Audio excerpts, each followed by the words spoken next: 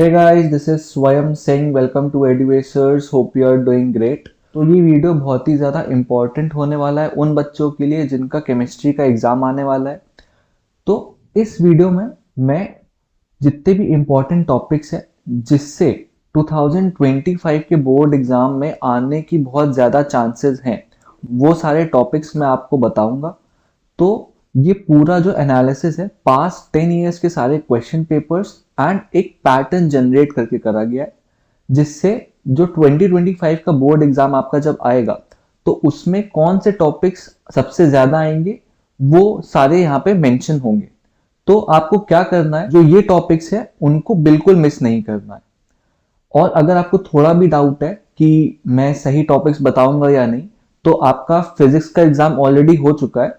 तो what you can do is, जिसने मेरा वीडियो देखा होगा उसको तो पता ही होगा, बट अगर आपने वीडियो नहीं देखा था तो आप जाके मेरे इंपॉर्टेंट टॉपिक्स वाला वीडियो चेक करें एंड उसको फिजिक्स के एग्जाम पेपर से टैली करें।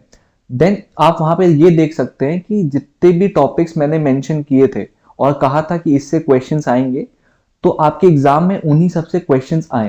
एंड वी नो कि फिजिक्स का एग्जाम काफी टफ आया था and it was very tricky. तो अगर किसी ने वो टॉपिक्स अच्छे से पढ़े होते, करा होता, तो उसके एग्जाम अच्छा हुआ होगा।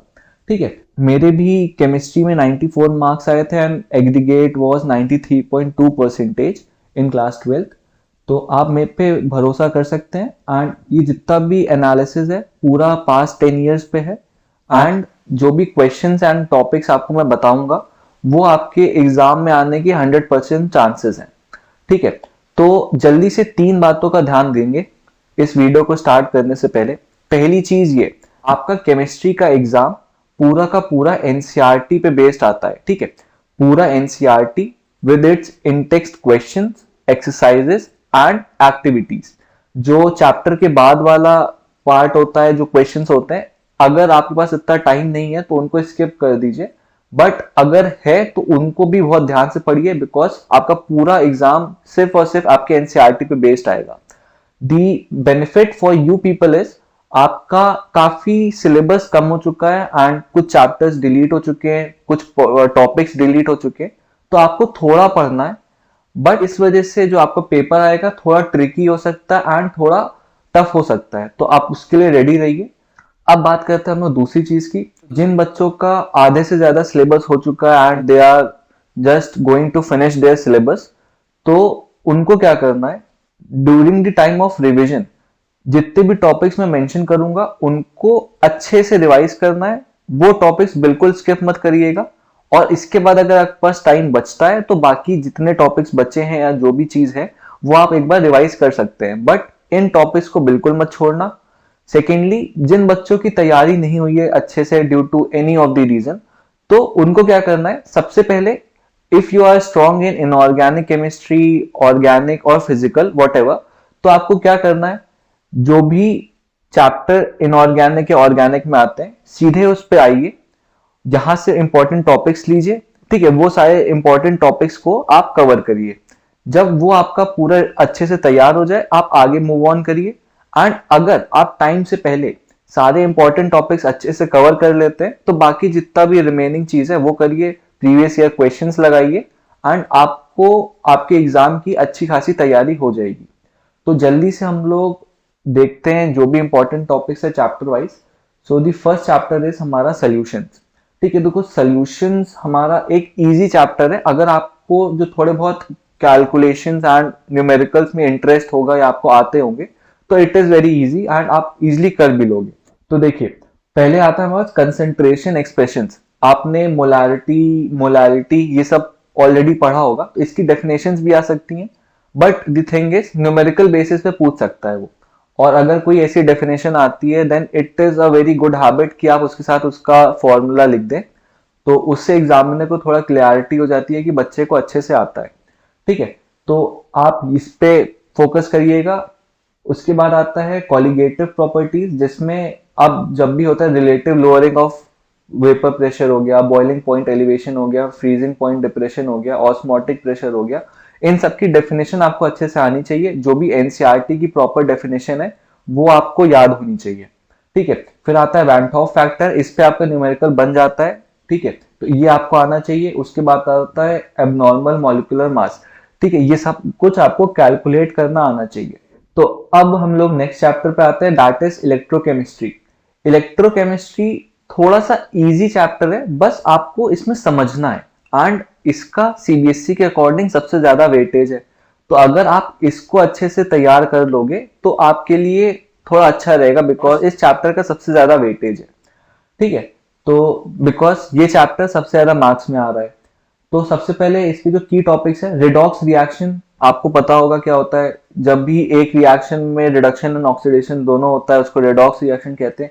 उसकी कुछ कुछ एग्जांपल्स आपको आना चाहिए। नर्न्स इक्वेशन, ठीक है, सेल कैलकुलेशन में होती है, बहुत इंपॉर्टेंट होता है, तो इस पे आपका न्यूमेरिकल जरूर आएगा, ठीक है। नर्स इक्वेशन हो गई, गिब्स फ्री एनर्जी हो गया, ईएमएफ हो गया। तो ये सारी चीजें आपको बहुत अच्छे से कवर करनी है इस चैप्टर की। उसके बाद हमारे पास आता है कोलरॉश लॉ, ठीक है, मोलर कंडक्टिविटी। उसके बाद आता है आपके पास ड्राई सेल और गैल्वेनिक सेल का डिफरेंस आपको पता होना चाहिए। Lead accumulation, fuel cells, corrosion क्या होता है, ये सब आपको पता होना चाहिए, बिकॉज आपसे ये 1 या 2 मार्क्स में पूछ सकते हैं, बिकॉज एमसीक्यू भी होंगे। तो चैप्टर के बीच के एनसीईआरटी की लाइंस पढ़ना बहुत ज्यादा जरूरी है। अभी आपके पास टाइम है तो उसको आप अच्छे से कवर करिए, एंड ये टॉपिक्स बिल्कुल मत मिस करिएगा। मैं फिर से रिपीट करता हूँ। अब आता है हमारा chapter, that is chemical kinetics. ये मेरे को और इजी लगता था उससे। इसमें आपको simple rate laws and reaction order आपको आता होगा कि फर्स्ट ऑर्डर रिएक्शन है, ठीक है। उसके बाद न्यूमेरिकल प्रॉब्लम्स इसमें आती हैं। Zero and first order reactions are commonly tested, ठीक है। तो जो भी आपका जीरोथ ऑर्डर रिएक्शन है और जो फर्स्ट ऑर्डर रिएक्शन है, ये आपको आना चाहिए। हाफ लाइफ निकालनी आनी चाहिए किसी भी रिएक्शन की, ठीक है। फिर आता है collision theory and Arrhenius equation. Arrhenius equation is very important, आप उसको जरूर पढ़ के जाइएगा। ये activation energy and effect of temperature on reaction rate, ये छोटे छोटे डिफरेंस आपको पता होने चाहिए। फिर आता है हमारा chapter 4, that is D and F block elements. तो जो D and F block elements है, ये थोड़ा सा थ्योरी ज्यादा हो जाता है। इसमें आपको समझ के याद करोगे तो ज्यादा बेटर है, बट अगर रटने बैठोगे तो अभी आपके पास अगर टाइम नहीं है तो फिर इसके अलावा आपके पास और कोई ऑप्शन नहीं है। बट अगर थोड़ा इसको समझने का ट्राई करोगे एंड एक एनोलॉजी बनाओ कि कैसे चीजें हो रही हैं, थोड़ा समझने का ट्राई करोगे तो ये चैप्टर भी इजिली कवर हो जाएगा। तो इसमें देखिए ट्रेंड्स आता है, मेटालिक कैरेक्टर हो गया, आयनाइजेशन एंथैल्पी होगी, ऑक्सीडेशन स्टेट, आयनिक रेडियाई, ठीक है। ये सारी चीजें आपका घूम घूम के सीबीएसई पे क्वेश्चंस पूछते रहते हैं। फिर कैटालिटिक एंड मैग्नेटिक प्रॉपर्टीज हो गई, कलर हो गया, किसी सब्सटेंस या कैटलिस्ट का क्या होगा, ठीक है, कोई एलिमेंट का क्या होगा। तो ये सब चीजें आपको पता होनी चाहिए, किसी एलिमेंट का या कौन सा ट्रेंड में आपकी मेटालिक प्रॉपर्टी या कैरेक्टर, ये सब किस ट्रेंड में इंक्रीज करते हैं, आयनाइजेशन एंथैल्पी हो गया। तो ये सब चीजें आपको पता होनी चाहिए। फिर आता है लैंथेनॉइड कॉन्ट्रैक्शन, ये आप पढ़ लीजिएगा बिकॉज अलग से मेंशन्ड है, तो इसको आप जरूर करिएगा। फिर एक्टिनॉइड्स में डिफरेंसेस इन इलेक्ट्रॉनिक कॉन्फ़िगरेशन, आपको इलेक्ट्रॉनिक कॉन्फ़िगरेशन लिखनी जरूर आनी चाहिए, ठीक है। और उनकी ऑक्सीडेशन स्टेट्स पता होनी चाहिए। आपका सिंपल 1 या 2 मार्क्स में पूछ सकते हैं कि what is the oxidation state किसी भी एलिमेंट की, किसी भी कंपाउंड की, तो वो आपको आना चाहिए। फिर आता है हमारे पास कोऑर्डिनेशन कंपाउंड्स। ये थोड़ा सा ट्रिकी हो जाता है, बट अगर इसको थोड़ा सा समझोगे आप, फॉर एग्जांपल आईयूपीएसी नोमेनक्लेचर, ये आपको आई होप आता होगा, बिकॉज थोड़ा बहुत समझने की चीजें, बाकी सब कॉमन चलता है, ठीक है। तो ये हो गया। उसके बाद कोऑर्डिनेशन नंबर्स, ये एक इंपॉर्टेंट पार्ट है, इसको जरूर कवर करिएगा। फिर आता है बॉन्डिंग थ्योरीज। आपके पास जब क्वेश्चन पेपर आएगा तो आप देखना इस पार्ट से क्वेश्चन जरूर मिलेगा, that is Werner's theory, VBT या क्रिस्टल फील्ड थ्योरी में से कोई ना कोई आपसे जरूर पूछा जाएगा एग्जाम में। तो इन तीनों को आपको अच्छे से याद करना है, ठीक है। फिर आता है जो भी एप्लीकेशंस होती हैं इनकी, qualitative analysis and metal extraction वाला। तो ये सारे छोटे छोटे टॉपिक हैं, इनको आप एक बार अगर नहीं याद हो रहा है तो बस एक बार आप ट्राई करो कि इनको रीड कर लो, तो थोड़ा बहुत हमारे माइंड में रहता है, तो अगर एग्जाम में आया तो we can write about it, ठीक है। फिर आता है haloalkanes and haloarenes. तो ये बेसिकली ये ऑर्गेनिक केमिस्ट्री आपको पता होगा, इसमें आपको नोमेनक्लेचर आना जरूरी है। तो इसकी केमिकल एंड फिजिकल प्रॉपर्टीज पता होनी चाहिए हेलो एल्केन्स की। हेलो एल्केन्स थोड़ा सा इजी है, एल्कीन्स भी इजी, आप काफी पहले से पढ़ते आ रहे होगे, एंड अगर नहीं होगा तो हो जाएगा, थोड़ा सा ध्यान से पढ़ो। फिर ये आता है SN1 एंड SN2 मैकेनिज्म। इस पे क्वेश्चन मेरे टाइम पे भी आया था एंड प्रीवियस ईयर क्वेश्चन में भी काफी रहता है, तो ये आप जरूर पढ़ के जाइएगा। ठीक है, फिर आता है एनवायरमेंटल इम्पैक्ट्स। ये एक नॉर्मल फ्रियोन्स DDT का ये क्या क्या इम्पैक्ट पड़ता है, इस पे भी क्वेश्चन आपका आ सकता है। तो ये सब मेन टॉपिक्स हैं जो मैं अभी कवर करवा रहा हूँ।